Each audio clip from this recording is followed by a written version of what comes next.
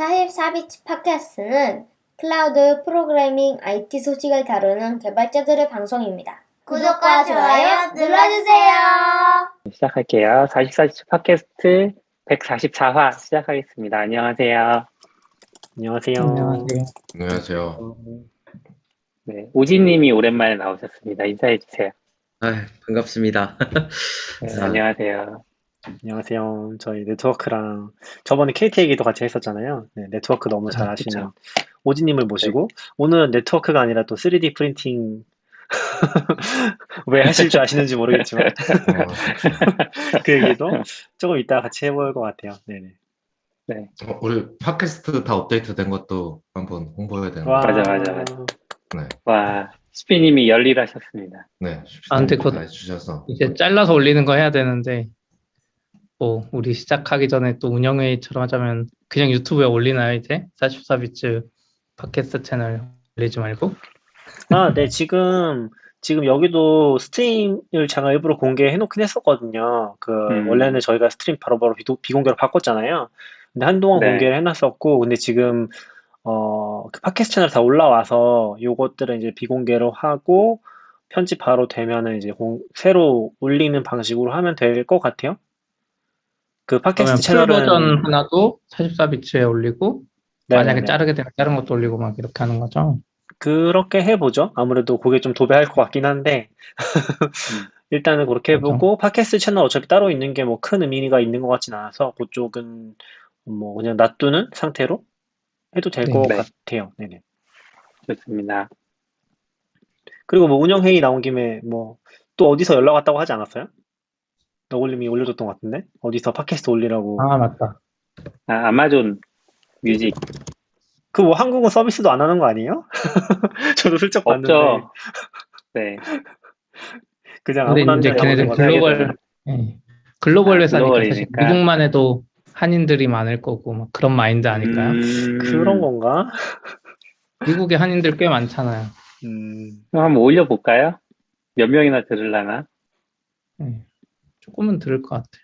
근데 자동화 너무 귀찮아. 저도 지금 파티에 올리고 팟빵에 올리고 맞아. 네이버에 올리고 어디야 또 유튜브 올리고. 제가 그거 자동화 이것 한번, 좀 빨리 한 명이 짱 먹었으면 좋겠어. 그냥 애플 방식이 제일 좋은 것 같아요. 그래서 XML만 주면 되는데 지금 그쵸, 제가 그쵸. 언급한 애들은 다 자체적으로 올리게 하니까. 음.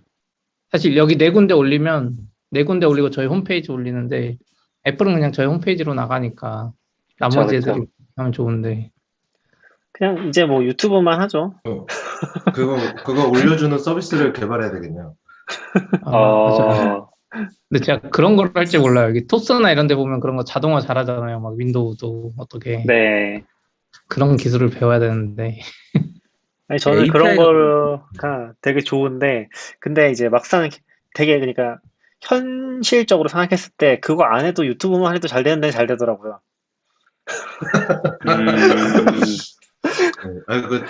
다시 팟캐스트 시대가 오고 있잖아요. 아, 그런가요? 근데 그게 약간 이상한 팟캐스트의 시대죠. 예전에는 애플이 그 한 XML 방식의 시대였는데 앱들이 맞아. 많고 요즘에는 다 스파티파이나 이런 애들 다 독점 컨텐츠 그 OTT처럼 스파티파이 팟캐스트, 그쵸. 아마존 뮤직 팟캐스트 다 따로 가서 들어야 되는 시대로 가는 것 같아요. 왠지. 이게 약간 애플이 표준 기술인지는 모르겠지만 그런 걸 좀 써서 그런 것 같아요. 그 해외 쪽만 하더라도 음반 유통하는 거를 자동화하는 그런 파이프라인 같은 게 다 있더라고요. 그래서 음반 쪽은 막 DDX라고 해가지고 막 그런 게 있는데 그런 걸 하면은 이제 유통을 딱 하면은 유통사가 그냥 파일만 업로드를 하면은 자동으로 이제 유명한 플레이어 회사들이 알아서 땡겨가게 뭐 그런 식으로 구성이 되어 있는 그런 시스템들이 있더라고요. 그래가지고 그런 대부분 아마 스포티파이나 이런 애들도 다 이런 거 쓰고 있는 걸로 알고 있는데 이상하게 그런 걸 안 쓰는 서비스들이 많아지는 것 같아요. 표준이 없어서 그런 건지 얼라이언스나 많아지고 독점하고 싶어 하는 것 같아요. 딴 데 안 가게. 일부러. 약간 OTT화 되는 것 같아요. 스포티파이도 그 되게 유명한 가짜뉴스 퍼뜨리는 뭐 그 팟캐스터 있잖아요. 네. 네, 맞아. 그 사람도 거기 아마 독점 계약? 엄청 비싸게 돈 주고. 아니, 가짜뉴스를 그래도 퍼뜨리는 그러면- 독점 계약을 한 거예요? 네, 근데 그 팟캐스터 그게 되게 많으니까. 그래서 얼마 전에 그 기사 보니까 걔가 백신에 대해서도 안 좋게 얘기하고 막 퍼뜨리고 그래서 닐 영인가가 날 선택하든가 그 팟캐스터를 선택해 그랬더니 스포티파이가 팟캐스터를 선택했죠. 그래서 닐 영의 음악을 다 내려버렸어요. 와, 대박이네. 그래가지고. 스피님 뭐 얘기하려고 하셨던 거 아니에요? 아, 까먹었다. 저희도 그렇게 독점 제한이 오기 전까지는 계속 올리고 있다가 아, 독점해달라면 그때 돈 받고 독점 유튜브로 올리거나 해야 되는 거 아니야? 왠지 인기가 그 너무 단계까지 없나? 못 갈 것 같지만. 제가 잘 올려볼게요. 사실 올리는 게 막 어렵지는 않더라고요. 아니, 정보를 다 안 뭐, 채워요, 사실. 저희가 팟캐스트로 시작하긴 했는데, 뭐, 팟캐스트로서의 정체성이 엄청 강한 건 또 아니라서, 선택과 집중하는 것도 방법이지 않을까 싶긴 한 것 같아요. 저도 뭐, 그거 기억나거든요. 제가 초반에는 올렸어가지고, 파티랑, 뭐 또 어디냐, 팟빵이랑 몇 개 있잖아요. 3개인가? 자동화해서 좀 해보려고 했는데, 이게 약간 약간 걔네 폼 자체나 그런 게, 아까 CP님이 얘기한 대로 진짜 윈도우 자동화를 해야 되거든요. 그러니까 약간 스크립트 자동화가 좀 힘들어요, 구조가. 뭐, 액티브 X까지 있고 이런 건 아닌데, 그래도 하려면은 뭐 막 스크롤 내려서 폼 파일 넣는 거 그런 거 이제 해줘야 되고 그런 게 자체적으로 좀 구현이 돼 있어가지고 조금 까다롭긴 하더라고요. 100% 자동화가 안 됐어요, 제가 할 때도. 그래서 결국에는 하나 올리고, 뭐 스크립트 하나 돌려서 여기 하나 올리고 막 이런 식으로. 맞아, 네이버도 했었구나, 하나 생각나는 게. 그렇게 하는 게 좀 너무 귀찮고 번거롭긴 했었거든요.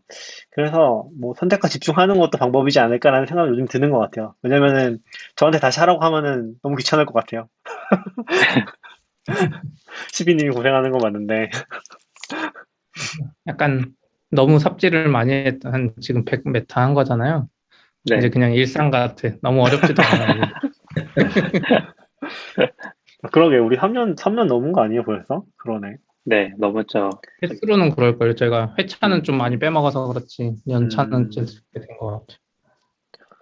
네, 아무튼 운영회의 여기까지 하고 네. 지금까지 운영회의였습니다.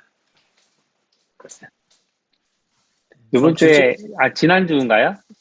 스피 타주인가 어디 다녀오셨다고. 네, 맞아요. 제가 AWS 서밋 서울 이번에 이제 네. 언제 하는지는 저도 정확히 못 들었는데 5월인가 6월인가 하는데 또 온라인으로 하는 것 같더라고요. 그거 영상 찍으러 네. 원래 키노트에 이제 그 사례 발표 같은 거 있잖아요. 뭐 그런 겸해서 이제 한다고 했는데 이제 나중에 이제 스튜디오 이렇게 주소를 딱 주는데 파준 거죠.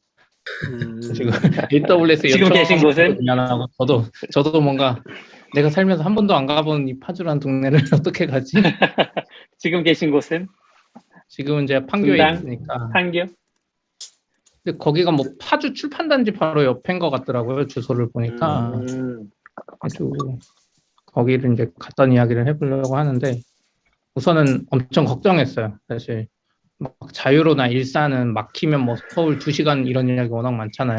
그렇죠. 근데 저는 판교에서 강남 가는데 막혀도 1시간이거든요, 원래.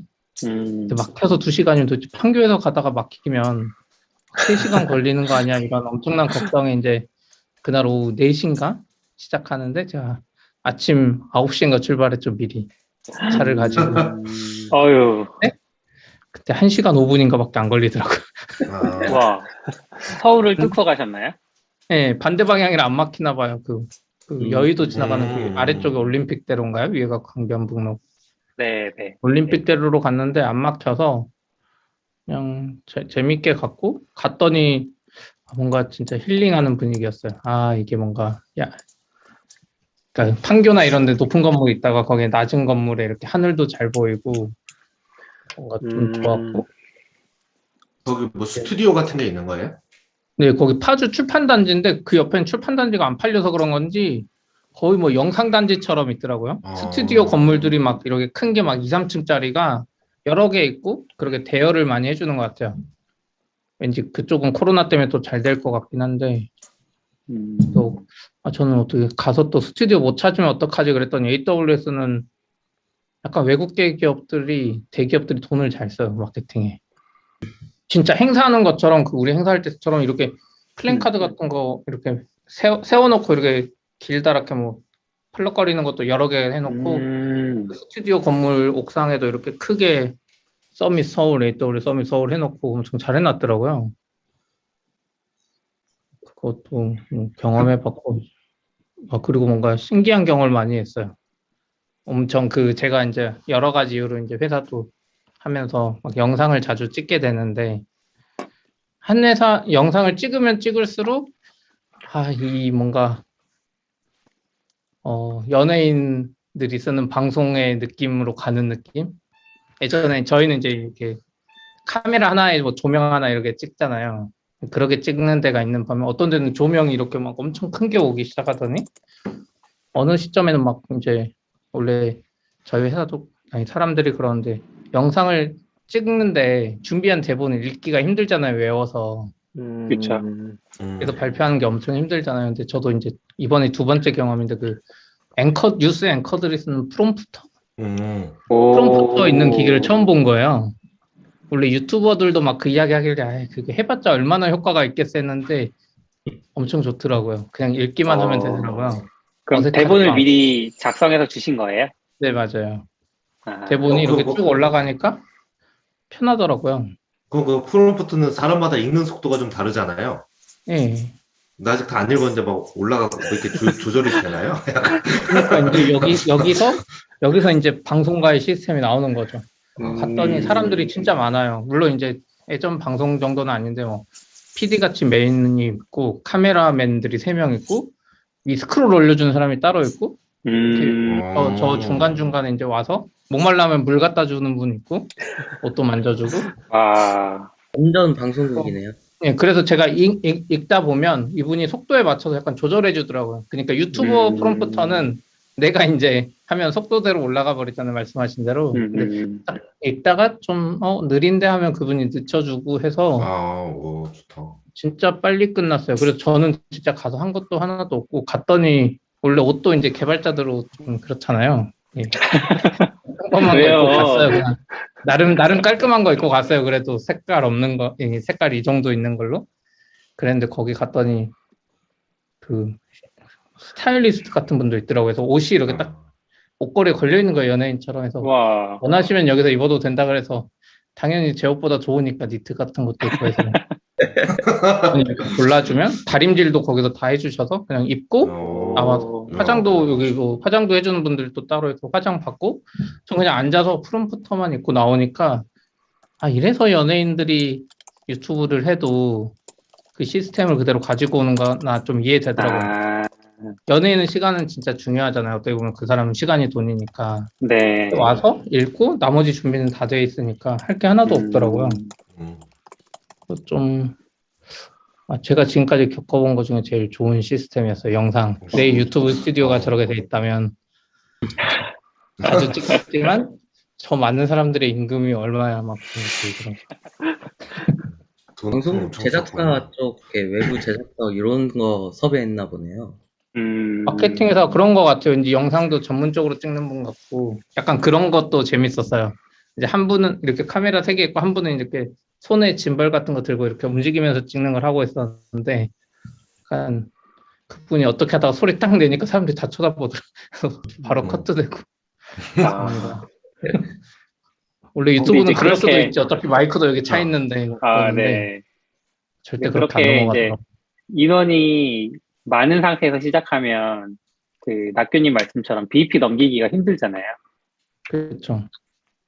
뭐 그것도 그렇고 엄청 많이 벌어봤자 원래 CP의 철학이죠. 그러니까 최소한의 노력으로 찍어내는 거, 꾸준히 하는 거, 이게 원래 CP님의 철학인데 지금 약간 변질되고 있는 것 같은데. 맞아요. 그러니까 좋은 시스템을 한번 보니까 그 생각이 드는 거죠. 최소한의 노력이 누구 기준이냐 하면 다를 수 있잖아요. 그러니까 이런 사람들이 다 있으면 영상을 더 많이 찍을 수 있겠다 이런 생각도 드는 거죠. 나 혼자 하면 이제 뭐 일주일에 하나 찍는다면 이런 사람들이 다 있으면 진짜 일일 영상도 쉽겠구나. 근데 그때 뭐지? 아까 뭐 BEP 얘기 나와서 얘기지만 뭐 승땡 아빠님이나 그런 분도 거의 뭐 밑에 10명 가까이 있다고 하더라고. 밑에라기보다 이제 그 팀? 회사에? 같이 일하는 근데 팀이. 실제로 이제 그분이 이번에 팝업 스토어가 아니지. 자기 음식점 만들면서 지금까지 벌었던 수익에 대해서 회고한 영상 같은 게 있었는데 되게 현타 온다고. 내가 이거밖에 안 됐다는 거에 대해서. 근데 실제로 뭐 보면 팀이 10명씩 되니까 실제로 그렇게 넘기는 게 어렵지 않나라는 생각이 들긴 하더라고요. 그러니까 진짜 돈 많이 번 유튜버가 되려면은 혼자 약간 뭐 슈카처럼 하는 게 금전적으로는 제일 좋지 않나? 비용 적게 들이고 최대한의 퍼포먼스 뽑아내는 게. 물론 슈카도 요즘에는 좀 뒤에 방송국이라고 해야 되나? 아무튼 끼고 있잖아요. 그래서 어떨지 모르겠는데 여전히 그런 생각이 좀 들더라고요. 가성비 때문에 아니면 광고를 많이 받아야죠. 그 승땡 아빠는 그렇게는 음. 안 하고 싶었던 것 같고. 맞아요. 네, 네. 그리고 그거는 또 광고 재밌었어요. 어떻게 보면 사람들이나 시스템은 다 아까 말한 대로 일반 방송 시스템이잖아요. 사람 많고 뭐 메이크업 뭐 이런 거. 근데 제가 또 카메라를 좋아하니까 카메라를 유심히 보거든요. 이렇게 몰래. 무슨 카메라 쓰지? 유튜브 쓸 때 보려고. 근데 최근에 보면 거의 다 소니 A7 시리즈예요. 다. 거의 한 95% 이런 영상용으로. 그러니까 나름 이제 제가 가장 최근에 한 것도 엄청 좋은 데인데 다 소니 거 이제 손으로 들고 다니는 분은 제 거랑 똑같은 FX3고 대신 마지막에 이제 기념사진 촬영해 준다고 한 분만 캐논 카메라 쓰고 사진 찍을 때만 나머지 영상 찍고 이런 건 다 소니 거 쓰시더라고요. 그래서 뭔가 이거는 확실히 다른 것 같다. 원래는 이따만한 막 카메라 들고 올 줄 알았거든요. 그쵸. 그게 저도 생각나서 하나 얘기해보면 저도 CP 때문일 수도 있고 아닐 수도 있는데 한참 카메라 관심 가졌었잖아요. 그래서 사고 했었는데 물론 그거 잠깐 사고서 지금은 다 처박혀 있지만 실제로 쓰진 않는데 근데 이제 제가 그걸 보면서 좀 느꼈던 것 중에 하나가 이게 대안이 진짜 없어요. A7 시리즈나 그리고 이제 제가 봤을 때 렌즈 교환형이 아니면은 유일하게 진짜 좋은 카메라가 ZV-1이나 정확히 기억이 안 나네. 그거랑 같은 계열에 있는 시리즈 중에 제일 마지막 거 정도가 영상용 카메라로는 약간 완결판이거든요. 왜냐면은 그런 게 안 돼요. 예를 들어서 그 충전하면서 촬영을 하는 요런 거 되는 카메라가 다른 브랜드에 거의 없어요. 근데 이제 그런 거 해가지고 몇 가지 제가 뽑았던 그때 5가지인가? 그런 기준이 있었는데 그런 걸 만족하는 카메라가 진짜 그 ZV-1이랑 방금 얘기하신 알파 7 시리즈 요거밖에 없거든요. 그래서 이게 거의 완성형 느낌이고 다른 데들은 사실 뭔가 하나가 빠져 있어. 영상용으로 쓰기에는 뭔가 하나 기능이 빠져서 되게 불편한 그런 것들이 좀 있더라고요. 그래서 저도 이게 약간 소니에서 나온 알파 7 시리즈가 그리고 거기도 이제 고사양이 있잖아요. 뭐 알파 7 SE 같은 거 되게 비싼 걸로 아는데 그런 것들을 많이 쓰는 게 아닐까 싶긴 했던 것 같아요. 그 CP님이 사라졌다. 받아주셔야 되는데. 그게 오진님이 영상이 받아주세요. 녹화되면서 충전되는 게 너무 당연할 것 같은데 안 되더라고요. 안 돼요. 맞아요. 거의 대부분의 카메라는 안 돼요. 뭐 기술적으로 별로 어렵지 않을 것 같은데 안 되는군요. 그러니까. 약간 금 나누기 이런 거 아닐까요? 금 나누기라고 해야 되나? 안 되는 게 진짜 많아요. 레벨 나누기. 네, 오진님이 지금 뭔가 얘기하신 것 같아서. 그게 엔트리별로 나누는 것도 있는데, 충전을 하면서 카메라를 쓰면은 충전 자체에서도 열이 많이 나잖아요. 맞아요. 네. 그것 때문에 이제 방열 문제도 되게 큰 것 같고, 그래서 이제 방송국용 스탠다드 카메라 이런 것들은 그래서 그 충전 회로가 되게 멀리 있어요, 센서랑. 그런 것들 차이도 있는 것 같아요. 실제로도 방송국 워크플로우도 그 DSLR로 좀 많이 바뀌고 있는 추세라고 듣기는 했거든요. 그런 이유가 뭐 여러 가지 있겠지만은 일단은 포터블한 부분이 되게 큰 것 같고, 네. 아까 말씀해주신 것처럼 그 렌즈의 자유도가 크다 보니까 특히나 이제 야외 촬영들을 많이 하잖아요, 방송국 프로들이. 네.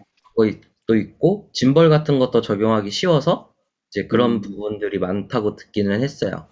근데 이제 또 스탠다드 카메라나 뭐 ENG 카메라 같은 경우에는 잘 셋업되어 있는 환경에서는 뭐 ND 필터가 일단은 렌즈 앞 뒤쪽에 있고 이런 것들 자체가 훨씬 더 그 공학적으로 봤을 때는 그게 더 적절하다고는 하더라고요. 그런 차이들은 좀 있는 것 같아요. 그리고 소니 제품이 감도가 되게 높잖아요. 그런 것도 한몫하지 않을까? 이런 생각이 듭니다. 하긴 생각하면 전문적으로 하면 꼭 고정된 자리에서 찍지 않으니까 그냥 배터리 여러 개 사면 큰 상관없는 것 같기도 하고 하네요. 좀 아예 전문적으로 할 거면. 아, 그리고 지금 열 얘기해줘서 생각났는데, 저기 일반 DSLR도 그렇고, 그런 카메라들 중에서 30분 연속 촬영되는 카메라가 거의 없어요. 지금 정확히 열 때문인 걸로 음. 알고 있는데, 기능적으로 아예 그걸 다 막아놓고요, 보통. 그래서 그 ZV-1이나 제가 아까 말했던 게 RX100 시리즈인데, RX100 시리즈 최신 버전이나 알파 7 정도가 되면은 그냥 일반 DSLR인데 30분 이상이 다 되거든요. 근데 제가 파나소닉이나 캐논이나 다 봤는데 하이엔드급에서도 30분 이상 촬영 지원하는 경우가 거의 없어요. 열 관리가 안 되니까 그렇게 하는 걸 텐데 실제로 저도 옛날에 RX100 3 시리즈인가 마크 3인가 썼었는데 걔는 한 20분 찍으면 열 받아가지고 꺼지거든요. 그냥 30분도 못 채우고 30분 제한이 있을 건데 그 정도로 이제 열 관리가 잘 안 된다. 근데 이제 최근에 이제 그런 시리즈들이 약간 그런 걸 잘 관리하는 것 같기는 했어요. 그래서 되게 오래 찍을 수 있는 실제로 뭐 S3, S7 정도, 알파 7 정도면 제가 좀 헷갈리게 해서 되게 죄송합니다. 알파 7 정도면 막 3시간 이상씩 막 유튜브 촬영도 하는 걸로 알거든요. 그거 가지고서. 그래서 되게 잘 되고 있구나? 라는 생각 들었었어요.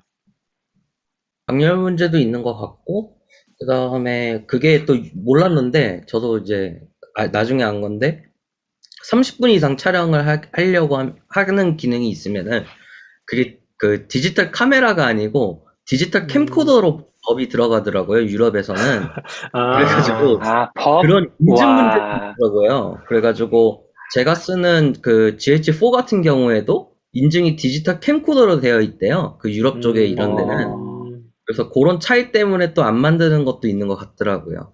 그런 복잡하군요. 거군요. 저는 그 용량 그거 생각하니까 요즘은 모르겠는데 저는 좀 옛날 카메라를 썼어가지고 그때는 뭐 팻이나 EX팻 하면 파일 하나 크기가 제한이 있어서 맞아요. 4기가인가 32기가인가 있어서 거기까지만 찍으면 그냥 끝나버리고 맨날 그랬거든요. 그래서 어차피 결국은 넘질 못하는. 그리고 제가 얘기하면서 또 하나 생각난 게 그 기능 중에 하나가 외부 연결하면서 촬영하는 거. 그러니까 외부 모니터로 모니터링 할 수 있게 뺀 다음에 그 상태에서 촬영을 하는데 이제 그 카메라 화면이랑 외부 모니터 화면이 그 분리할 수 있는 그런 기능이 있거든요. 그걸 뭐라고 하지? 클린 HDMI 아, 아웃풋이요? 맞아요. 그런 기능을 지원하는 카메라도 거의 없어요. 그러니까 사실 대부분은 이제 방송이나 이제 그런 영상 촬영용으로 나오지는 않은 게 맞는 것 같고, CP님이 얘기한 것처럼 알파 7 시리즈 정도 돼야지, 이 영상용으로는 진짜 모든 기능을 다 갖춘, 요 정도 되면 최소한의 그 한을 맞춘 카메라지 않나? 라는 생각했던 것 같아요. 김충길님도 써주셨는데, 열이 많이 난다는 얘기 똑같이 해주시네요. 방열하니까 생각난 건데, 그, 광고나 영화 같은 데서 촬영하는 진짜 비싼 카메라들이 있거든요. 그 뭐, R이라던가, 레드 카메라 같은 경우에는 아예 쿨러가 달려 있더라고요. 그래서 그 해상도가 엄청 높고, 비트레이트도 엄청 높다 보니까, 그런 제품들은 아예 쿨러가 달려 있어가지고, 프로세서나 센서에 나는 열을 아예 빼주더라고요. 그래서 그런 거 보면서, 이게 열이 엄청 나는 물건이구나, 라는 그런 생각이 들긴 하더라고요. 저도 그거 봤던 것 같아요. 그 천체 촬영하시는 분들이 장노출 하잖아요.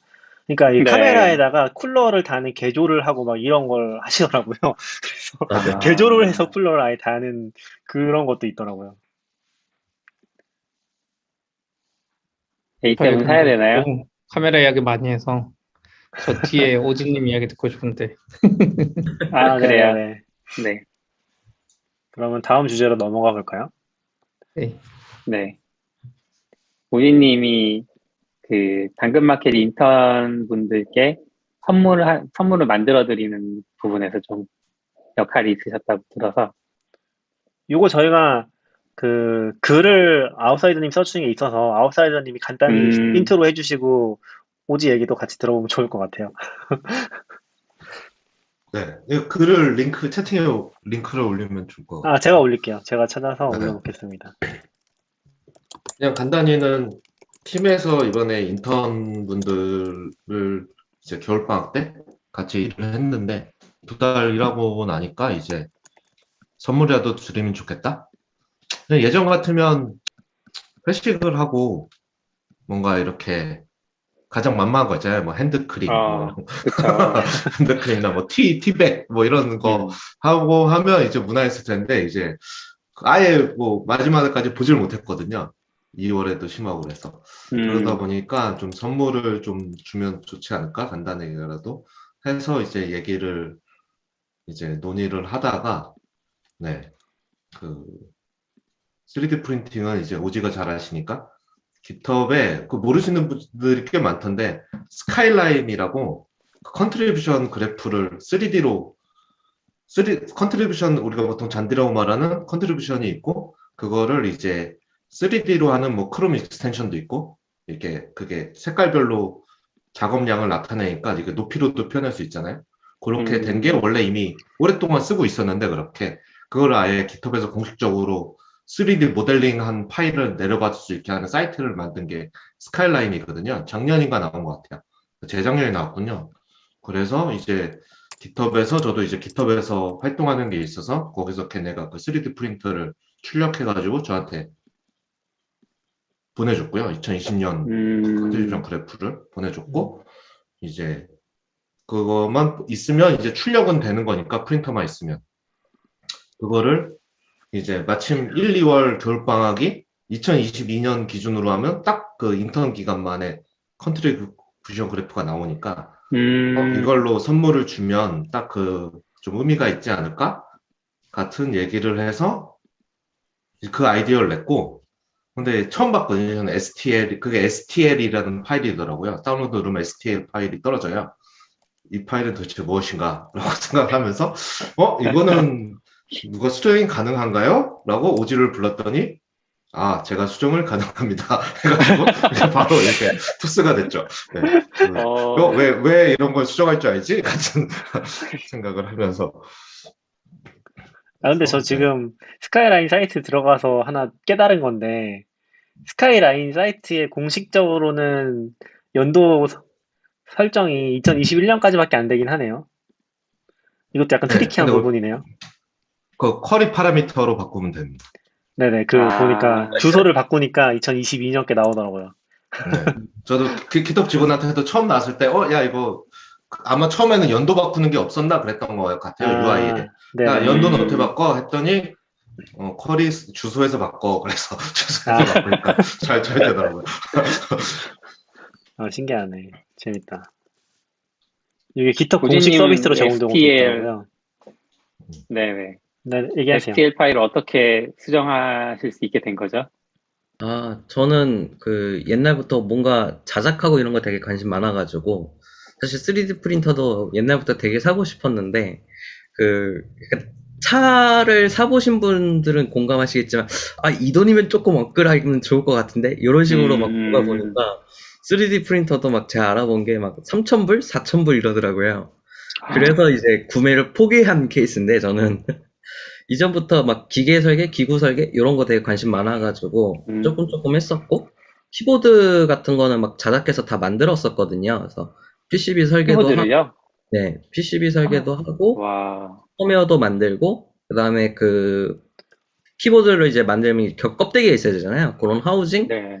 그런 것들 때문에 간단하게 좀 설계를 공부를 해가지고 만들었었거든요. 그래가지고 그런 경험이 있었고 STL 파일 네. 그래서 STL 파일 같은 경우에는 이제 CAD나 이런 설계 쪽에 관련된 3D 쪽 모델링에 약간 많이 쓰이는 포맷 중 하나예요. 그래서 가장 많이 쓰는 건 DWG가 있는데 그거 다음으로 약간 이렇게 물리적인 물건을 이제 중간 단계, 뭐 3D 프린터나 이런 쪽으로 할 때는 STL을 쓰고 약간 그런 산업군에서도 역할별로 약간씩 포맷이 다르더라고요. 그래서 그런 STL을 거꾸로 이제 제가 쓰는 프로그램에서 역해석이 돼요, 대부분. 이게 다 스탠다드로 되어 있는 거여가지고. 그래서 제가 원래 쓰는 유료 설계 프로그램이 있는데, 그게 윈도우 컴퓨터에 깔려 있었는데, 너무 건들기가 싫어가지고, 이번에는 스케치업에서도 플러그인을 깔면은 그게 STL이 불러와지거든요. 스케치업이 구글 제품 말씀하시는 건가요? 네, 맞아요. 이제 공부가 바뀌어가지고 뭐 트림블인가 다른 회사가 이제 어콰이어 된 걸로 알고 있긴 하거든요. 유료로 또 바뀌긴 했는데 9버전은 또 여전히 무료더라고요. 네. 그래가지고 이제 9버전을 했는데 이가 M1에서 실행을 시키면은 여기 이제 그 인텔 호환으로 돌아가는데 이게 중간에 한 번씩 계속 튕기더라고요. 되게 랜덤하게. 그래가지고 간단한 수정인데 한 5분 걸릴 걸 한 20분 동안 계속 언제 꺼질지 모르는 불안감 속에서 막 두세 번씩 꺼져가면서 수정을 했었던 기억이 나네요. 아, 그래서 잠깐 고생하셨네. 검색해 봤는데 STL이 엄청 어려운 단어군요. 스테레오 리소그라피의 줄임말이라고 하는데요. 아, 그래? 네, 저기 스탠다드 트라이앵글 랭귀지인가 아마 그럴 거예요. 스탠다드레이션인가 어떤 것 같아요. 네네. 3D 관련된 그런 데이터를 저장하는 방식인 것 같아요. 아마 2D로 치면 벡터 같은 거라고 해야 되나? 그런 네, 컨셉으로 이해하면 맞아요. 되겠죠? 그런 아. 정보들이 다 들어가 있는 파일로 생각하시면 될 것 같아요. 뭐 게임 쪽에서는 뭐 FBX 뭐 이런 포맷들 많이 쓰는데 OBJ나 그런 류로 생각하시면 될 것 같아요.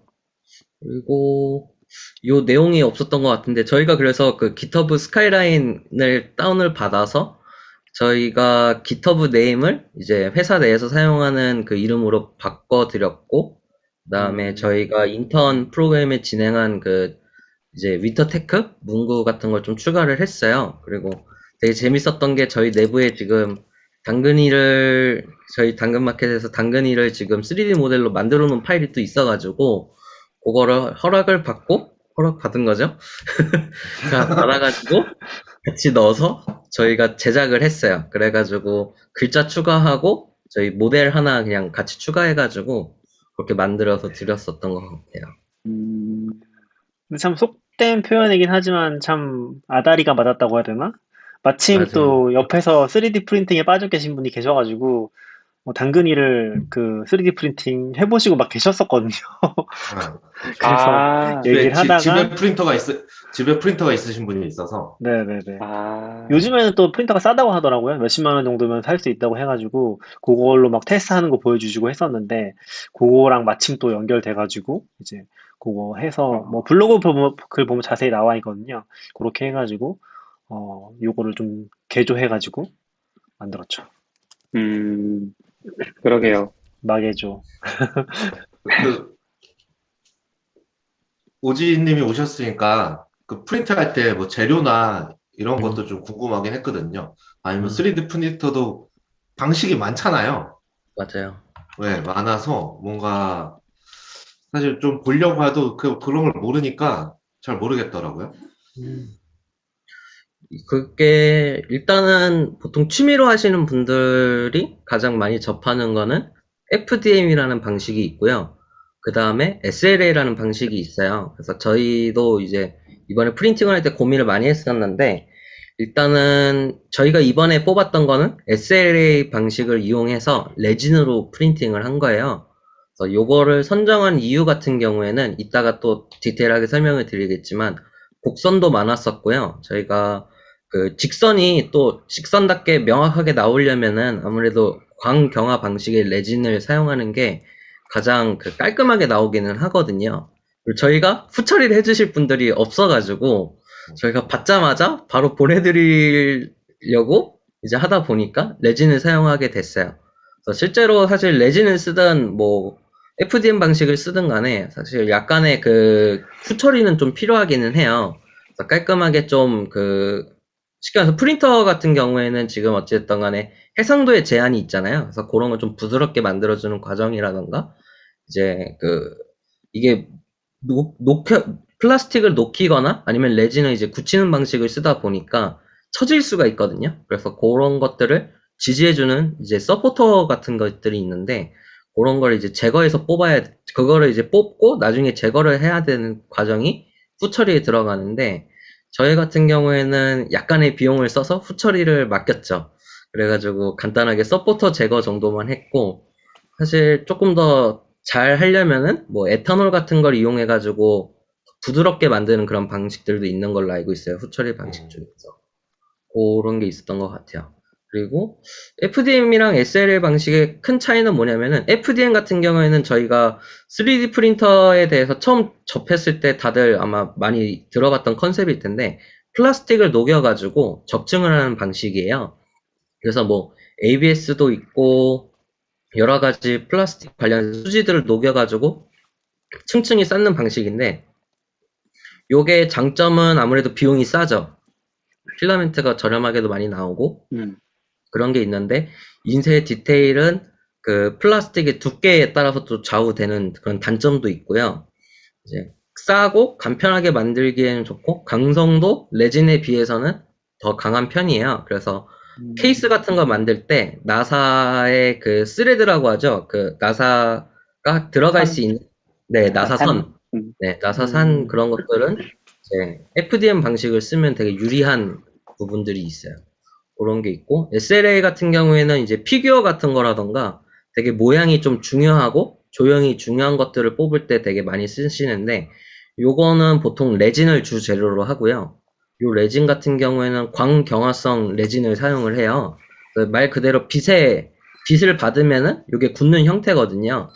그러다 보니까 그 디테일이 좋아질 수밖에 없는 게, 그 레진 프린터의 구조가 대부분 어떻게 되어 있냐면은 아래 OLED 디스플레이나 뭐 되게 밝은 LCD 디스플레이가 그 모양대로 그 레이어를 그 광으로 쏴주는 형태예요.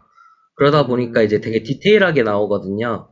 실제로도 그 SLA 이렇게 프린팅된 결과물 같은 거를 보시면은 되게 우리가 생각하는 우리가 3D 프린터를 생각할 때는 되게 깨끗하게, 우리가 일반적으로 물건을 사면은 나오는 그런 깔끔한 모양을 생각을 하잖아요. 근데 네네. 실제로는 그렇지 않기 때문에 하는데, 레진은 좀 그런 거에 되게 흡사하게 가깝게 나오는 장점이 있어요.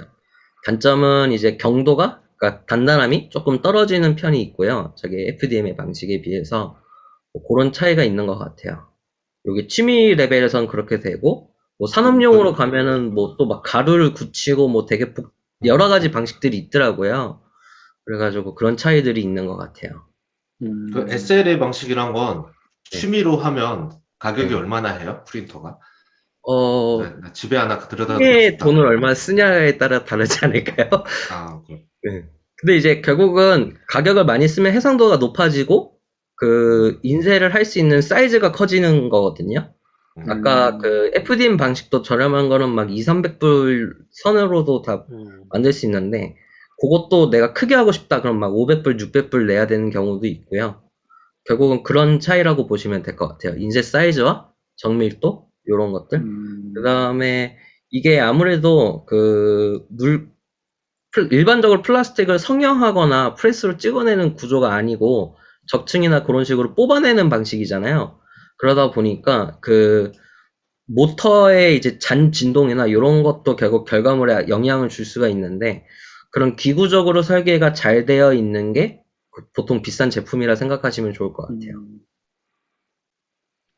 온도 유지도 되게 신경 많이 쓰더라고요. 맞아요.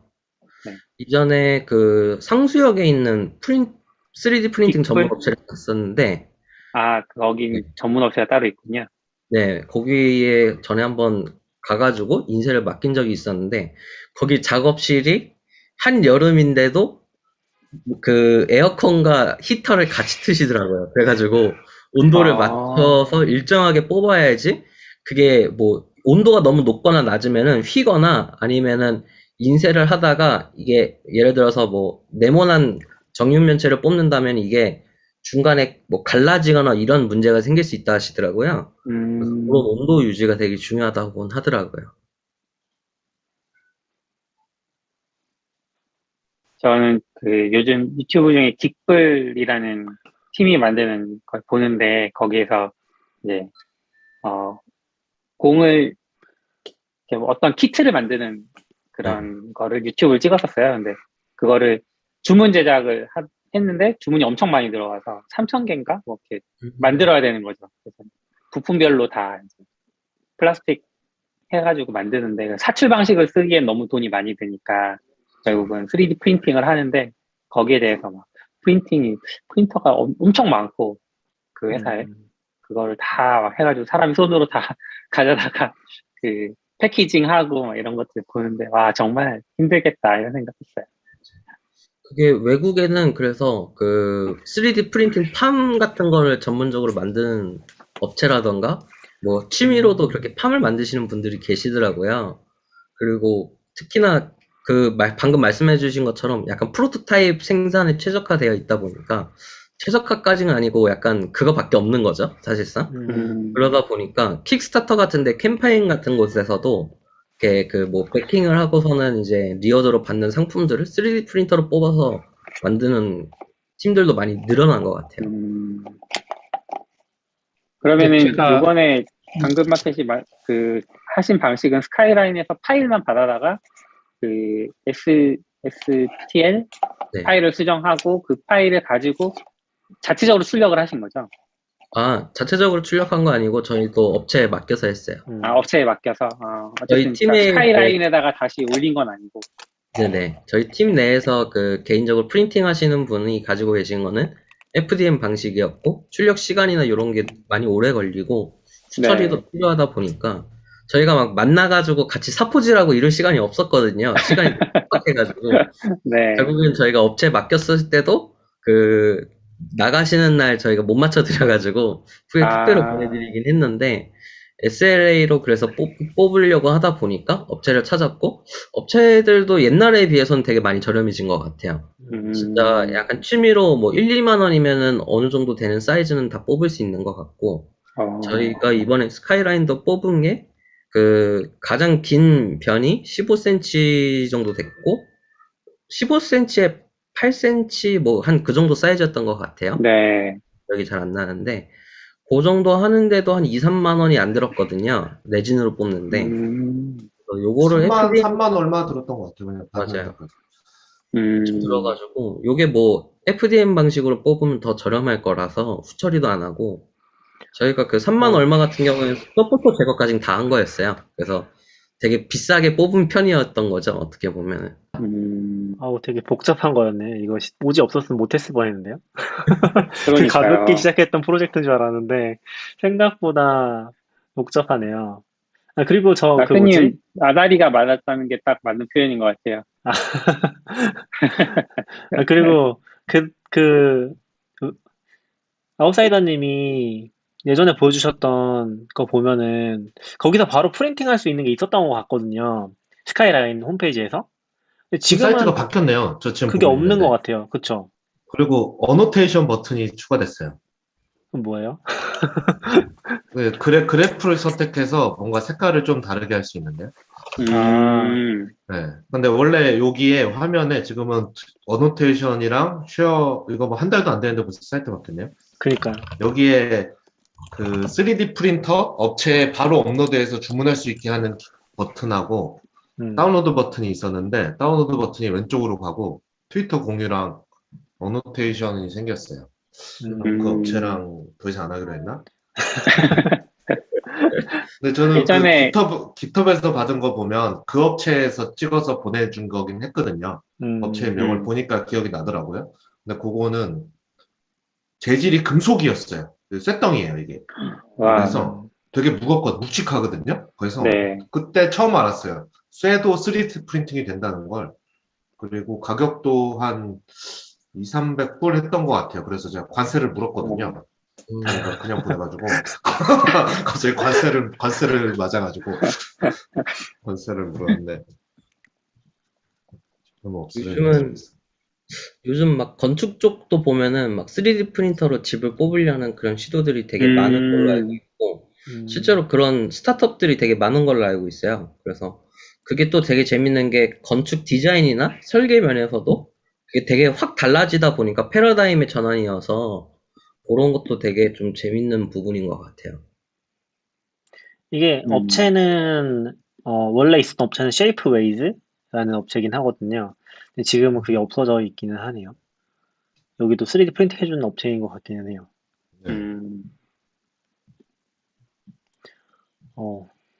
엄청난 그게 일이었구나. 약간 주고 나서도 저는 좀 재밌었던 게 뭐지? 저는 그걸 익숙해서 그거를 모두가 보는 순간 이게 컨트리뷰션 그래프라는 걸 알 거라고 생각했거든요. 딱 보면 이건 어떻게 봐도 컨트리뷰션 그래프인데? 라고 했는데 대부분 모르더라고요. 이 막대 정말요? 무엇일까? 이렇게 해서 제 생각에 녹색이 아니라 그런 것 같아. 그럴 수도 있죠. 잔디. 한 분은 이게 그 당근마켓이 교보타워 사거리에 있어서 교보타워를 형상화, 빌딩들을 형상화한 게 아니냐. 약간, 다양한 얘기해서 알려줘야, 이게 우리가 2달 한 거구나, 라고 알아서. 근데 아마 처음 해봤을 땐 3분 다 모르셨던 것 같아요. 맞아. 그냥 당근 써있고 있으니까 이게 그 선물이라는 걸 알고, 이뻐요 했는데, 왼쪽에 그래프의 의미는 다들 처음엔 다 모르셨어요. 서로 저는- 비교해보면서, 너랑 나랑 다르네? 그러면 뭔가 빌딩은 아니네? 라고 된 거군요. 근데 저는 이게, 되게 의미 있는 선물인 것 같긴 하거든요. 뭐, 웨랜드나 이제, 그러니까, 아웃사이더님이나 다른 팀원분들이 뭐 아이디어 내서 진행한 거긴 한데, 되게 자기가 했던 거를 이제 형상화한 거니까 어떻게 보면은 되게 의미 그쵸. 있다고 생각했었고, 근데 약간 저는 좀 크지 않나? 라는 생각이 들긴 했었어요. 그러니까, 약간 이게 1년치니까 되게 길잖아요. 기본 포맷이. 그것도 줄여서 할 수 있지 않을까? 라는 생각 살짝 들었던 것 같긴 해요. 이해되시나요? 그 의미가? 더 축약한다는 이해되시죠? 거죠? 네네. 1년치가 있다 보니까 12개월치인데 2개월치만 있는 거잖아요. 가운데 빈 공간이 많은 네. 거죠. 네, 저는 그래서 그거는 당근이 늘 수 있었던 거 아니에요? 그렇긴 한데 약간 보관이 좀 힘들 것 같다는 생각이 들어서, 나라면 이거 보관 안 될 것 같은데. 근데 그렇게 크진 실제 사이즈가 좀 크진 않고요. 저희 한 분도 그거보다 훨씬 크게, 한 이만한 줄 알았대요. 이만한 줄 알았는데, 요만하니까 안 하고, 그게 이제 1, 2월이니까 중간이 비어 있잖아요. 네. 저희 받으신 분도, 이게 뭐지? 명확보호진가? 이렇게 가운데가 쫙 비어 있으니까, 여기에 뭘 세워놓는 건가? 이거 왜 이렇게 생겼지? 약간 그런 얘기를 하시더라고요. 그러네. 저도 실물을 본 적이 없어서 지금까지 크기를 몰랐는데, 지금 모니터 옆에 있는 사진이 있네요, 보니까. 되게 작네요. 재밌다, 이거. 네, 되게 쬐끔해요. 네. 되게 그러니까 귀엽다. 모니터 앞에 쬐까맣게 놔둘 정도? 네. 진짜 살짝 튀어나오게 해서 명암꽂이로 써도 되겠는데? 근데 되게 재밌긴 하네요, 이렇게 보니까. 이게 되게 저도 특별한 것 같아요. 이번에 해보고 나니까 그냥 그 개발팀 같은 데서는 좀 1년 기념 같은 걸로 저런 거 하나씩 뽑아서 해도 재밌을 것 같기는 해요. 약간 제가 느낄 때 뭐지? 참, 승우님이 잔소리라고 했으면 잔소리는 아니고요. 제가 느낄 때 약간 아까 전 STL 파일이 벡터 파일 같은 거니까 자동화를 할 수 있을 것 같긴 한데, 거기까지 공수가 쉽지 않을 것 같다. 저는 그런 생각이 좀 들긴 했었거든요. 그러니까 어쨌건 요거를 우리가 진짜 뭐 인턴 기본 선물로 한다든지 아니면 전사적으로 이런 걸 해보려고 해도 다 개인화를 해야 되잖아요. GitHub 거에 그대로 줄 게 아닌 이상. 그런 게 역시 좀 공수가 많이 들겠다라는 생각이 들긴 하더라고요. 요거는 이제 다 오지랑 뭐 다른 분들이 일일이 손으로 깎아서 이제 3개 만든 건데, 더 그거는 많이 근데 쓰려면은? 약간 우리가 아직 너무 수공업 단계고, 사실 회사 차원에서 하면 아마 3만 원이 아니라 한 5, 6만 원 주고 업체한테 다 시키지 않을까요? 수정까지? 그렇죠. 그런 것도 방법이긴 하네요. STL 파일만 우리가 주고 거기서 요거는 원래 그런 거 하면서 중간에 업체들도 돈 버는 거잖아요. 어떻게 보면. 사실 STL 파일이 표준 파일이라서 라이브러리가 있긴 있을 거예요. 그러니까 그런 거를 이제 우리 같은 사람이 주면 그 회사에 만약에 엄청 똑똑한 사람이 있으면 자동화해 놓고 그냥 앉아서 돈 버는 거지. 그렇죠. 저도 하고 그게 싶은 아닌 거죠. 사람이면 손으로 다 하고. 약간 STL, 약간 SVG 같은 느낌 아니에요? 그러니까 약간 3D의 SVG 같은 느낌 아닌가? 스케일하게 보면 뭐 그럴 수 있죠. 그래서 그걸 어떻게 이제 약간 스크립팅 하면은 뭔가 그 회사 이름 새기고 그런 것들을 자동화할 수 있지 않을까? 라는 생각이 살짝 드는 거죠.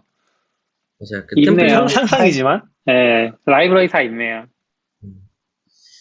되게 쉬울 것 같아요. 템플레이팅 자체는. 되게 미학적인 부분이 필요한 것 같지. 개발자에서 문제는 그거잖아요. 기술적으로 하는 건 어렵진 않은데 이걸 이쁘게 푸는 게 어렵다고. 그렇죠. 그래서 뭐 다 만들어진 리소스가 있으면은 거기에 붙이는 거는 사실 좌표만 하드 코딩 해놔도 그냥 계속 맞춰서 붙이면 되는 거잖아요. 크게 어렵진 않을 것 같아요. 저는 지금 들으면서 드는 게 이게 제가 알기로는 옥토프린터라는 프로젝트랑 이렇게 하면서 만든 걸로 알고 있거든요. 그래서 왠지 말씀하신 그런 사이트를 하나 만들어도, 그러니까 스카이라인을 커스터마이징 할 수 있는 그거를 만들어도 되지 않을까요? 하나 만들어 놓고. 이주찬님이 옥토프린트. STL 파일 포맷이 삼각형 정보의 리스트라서 끝에 공통 모델을 어펜드하면 될 것 같다. 얘기해 주셨어요. 그것도 좋은 방법일 것 같습니다. 네. 근데 저는 궁금한 게 스카이라인이 기덥이 만든 건가요? 직접? 네, 네. 맞아요. 그래서 저는 이거 보면서 당연히 스카이라인이 오픈소스겠거니했는데 그건 또 아니네요. 오픈소스는 저도 지금 고치기 쉬울 텐데. 네, 저장소를 찾는데 저장소가 없네요. 그게 저도 순서는 잘 모르겠는데 저 GitHub 스카이라인은 웹사이트 보시면 아시겠지만 GitHub.com에서 제공하는 서비스고 그 여기 아웃사이더님이 써주신 글에도 있는데 이거 뭐라고 있지? 이 아이소메트릭 컨트리뷰션 익스텐션 요런 아, 네. 류의 뭔가 내 컨트리뷰션을 3D로 만들어서 공유하는 게 한동안 유행했었잖아요. 몇 년 전에. 그래서 그걸 보고서 스카이라인을 만들어진 건지 그러니까 선호 관계까지는 모르겠는데 그런 게 한동안 유행했던 게 기억나긴 하는 것 같아요. 그래서 요거는 크롬 익스텐션으로 설치를 하면은 뭐 비슷한 3D 그래프로 나오긴 하거든요. 3D 막대 그래프로. 네. 그런 게 모티브가 된 게 아닐까 싶긴 한 것 같아요. 물론 이제 핵심은 저걸 이제 STL 파일로 만들어서 프린팅할 수 있게 했다는 것 같긴 하지만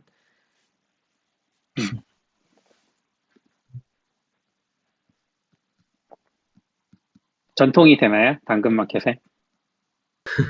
뭐 잘은 모르겠네요. 잘 모르겠네요. 쓰는 것 같은데. 반대 색깔도 들어가고 하면 좋을 것 같은데. 신경 쓸 겨를이 없을 것 같아, 다들. 컬러 3D 그러네. 프린팅? 이런 것도 있는 걸로 알고 있기는 해요. 그게 이제 약간 어, 가루 같은 걸로 하거나 아니면 노즐을 여러 개 써가지고 컬러로 뽑는 게 있는데, 물론 퀄리티가 어느 정도 되는지 저도 잘 모르겠네요. 옛날엔 조금 별로였는데 요즘은 많이 나아졌다고는 들었던 것 같아요. 근데 대부분은 이제 도색을 하기는 하죠. 뭐 에어브러시나 아니면 붓 그러니까. 같은 걸로. 저는 아웃사이더님 것도 되게 겉으로 봤을 때 약간 코르크처럼 보이긴 하거든요. 사진으로 보면은 철제로 안 보이고 그냥 코르크를 맞아요. 깎아놓은 것 그렇죠. 같은 느낌으로 보이는 것 같아서 실제로 보면 어떨지 좀 궁금하긴 한 것 같아요. 그냥 봤을 때 사실 들어보기 전에 금속인지 모르게 생기긴 했어요. 아, 실제로. 그래요? 네. 신기하다. 아무튼 요런 또 아웃사이더님이 먼저 경험을 해주셔가지고 요런 거 했었던 것 같아요. 막 인턴 감사패 이런 것도 많이 하잖아요, 사실. 뭐 S 모산 네. 그런 얘기도 나왔었거든요. 근데 그런 거는 뭐 좀 애매한 것 같고 고민하다 보니까. 그리고 아마 아까 컨텍스트가 조금 빠졌는지는 잘 모르겠는데 그때가 코로나 정점이었거든요. 하필 또 그러니까 저희 팀에는 인턴분들이 오셔가지고 한동안은 저희 출근도 많이 하고 팀원들이 한동안 이제 다들 뭐 재택 하다가 출근도 많이 하고 같이 좀 해보려고 했는데 막 코로나 갑자기 너무 심해지고 뭐 몇십만 명까지 갔었나? 그래가지고 그때부터는 거의 전사재택 하면서 네. 인턴 끝날 때도 사실 거의 뭐 볼 수 없는 상태이긴 했었어요. 그런 상황에서 이제 고민하면서 선물이라도 해보면 좋겠다라고 하면서 이렇게까지 진행이 됐던 것 같습니다. 네. 저도 개인적으로 그냥 제 옛날 거를 다 하나씩 연도별로 찍어서 갖고 싶다는 생각을 했었거든요. 하나밖에 없고 2020년밖에 없으니까. 네. 했는데 사실 3D 프린터를 잘 몰라서 좀 찾아봐도 모르겠더라고요. 이번에 좀 배운 것 같아요. 그래서 저도 조만간 3D 프린터를 사시는 건가요? 사실 거기까지 살짝 갔다 왔는데 집에서 또 약간 또 냄새도 날 거라고 뭐 그런 얘기 한 것 같아서 환기도 잘 해줘야 되고 그때 나오는 맞아요. 그 냄새나 그게 건강에 좋진 않다 뭐 그런 얘기가 해서 플라스틱을 녹이다 그냥 보니까. 업체에 맡겨야 되겠다라는 생각을 하고 있어요. 뭐 저도 어느 정도까지는 모르겠는데 실제로 막 뭐 학교에서 3D 프린팅 같은 거 실습을 하는 뭐 교사분인가? 그분이 뭐 암에 걸렸다고 했나? 그런 얘기도 있었던 것 같고 되게 유독하다고 했던 것들을 봤던 것 같긴 하거든요. 맞아요. 저도 그래서 그런 거 약간 좀 봤던 것 겁나기는 같아요. 해요. 네, 좀 겁나긴 하는 것 같아요. 여전히 그게 잘 아무래도 모르는 입장에서. 플라스틱 같은 거에 열을 가하는 거니까. 어, 그러면 사실 보통 우리가 상상하기에 좋은 그게 나오진 않잖아요. 음, 네.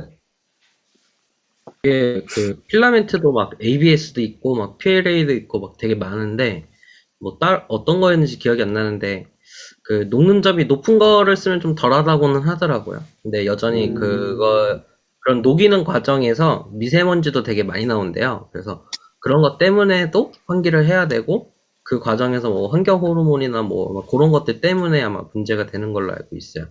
그래서 가장 좋은 거는 그 프린터를 폐쇄형으로 이렇게 딱 닫아가지고 그거를 강제로 이제 배기를 해주는 그런 시설을 구축하면 되는데 집에서 사실 그렇게 하기가 되게 쉽지 않죠. 막 베란다에다 놓고 히터랑 에어컨 놓은 다음에 그런 후드를 만들어가지고 뺀다는 것 자체가 쉽지는 않잖아요. 그런 것들 때문이라도 업체 맡기는 게 나은 것 같기는 해요. 음,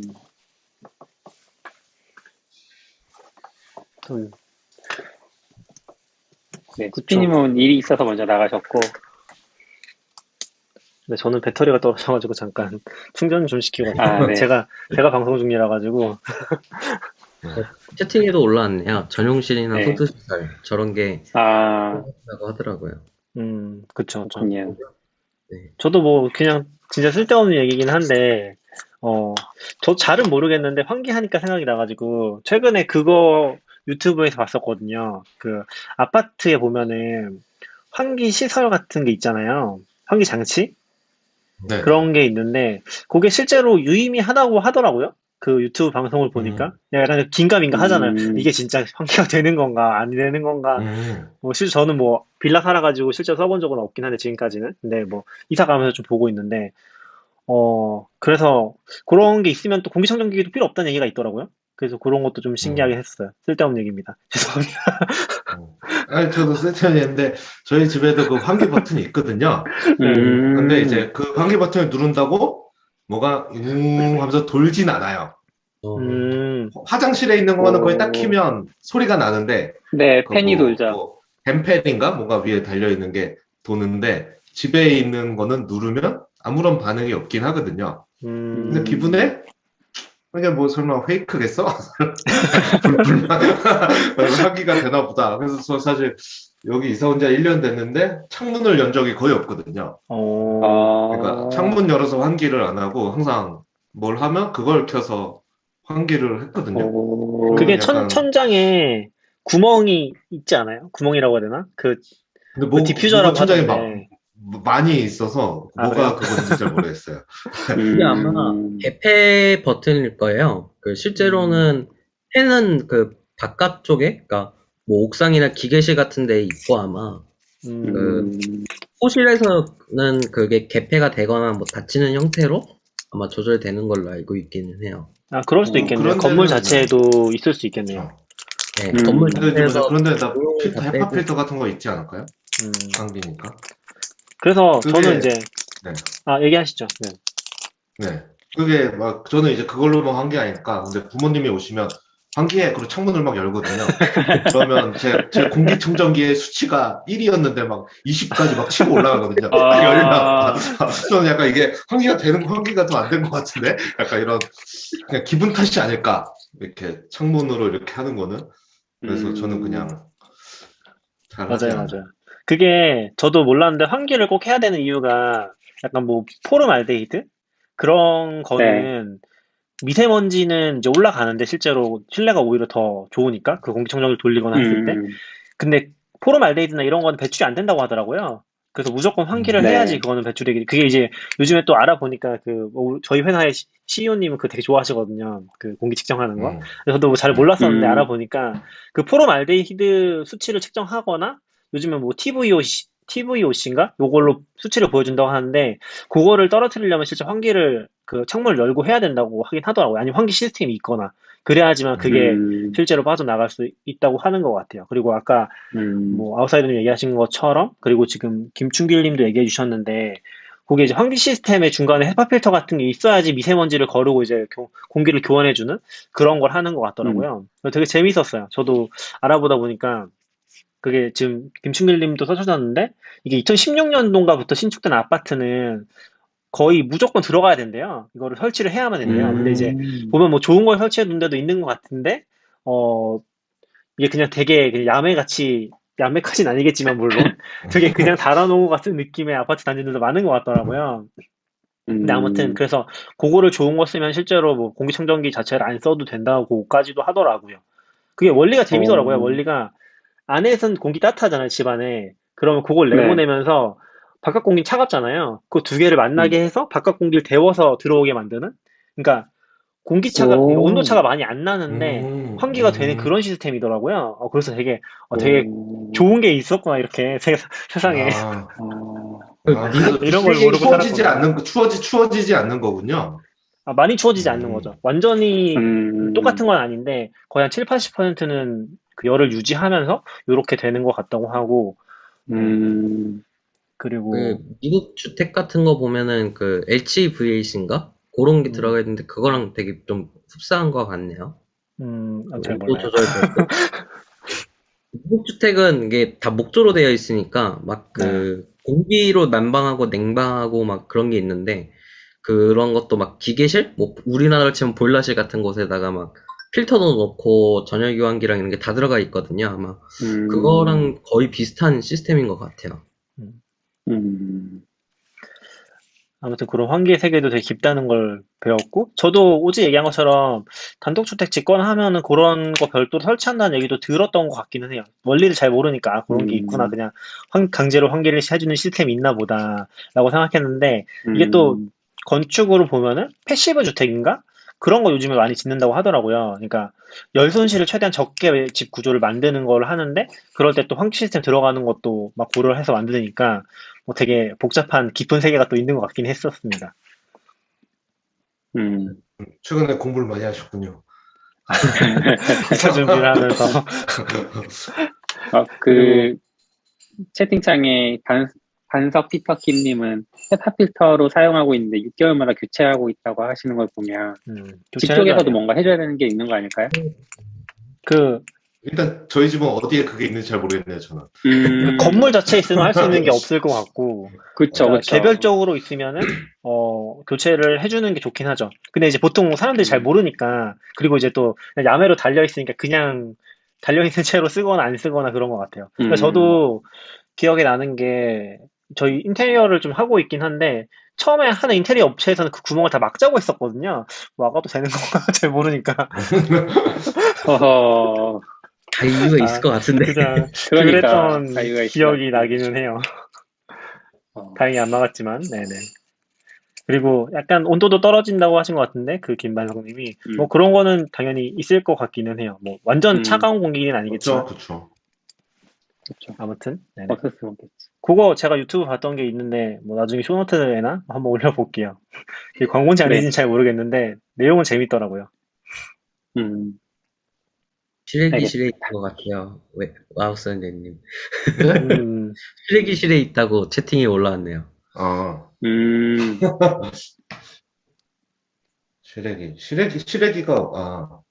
여기는 시래기가 집에 안 달려 있어서, 어, 음, 네, 달리면 시래기가 다 옥상에 모여 있어. 음, 그 왠지 환기 시스템이 음, 건물에 있을 것 같은데, 그쵸? 그런 네, 식으로 돼 있을 것 같아요. 근데, 그렇게 되어 있을 것 같네요.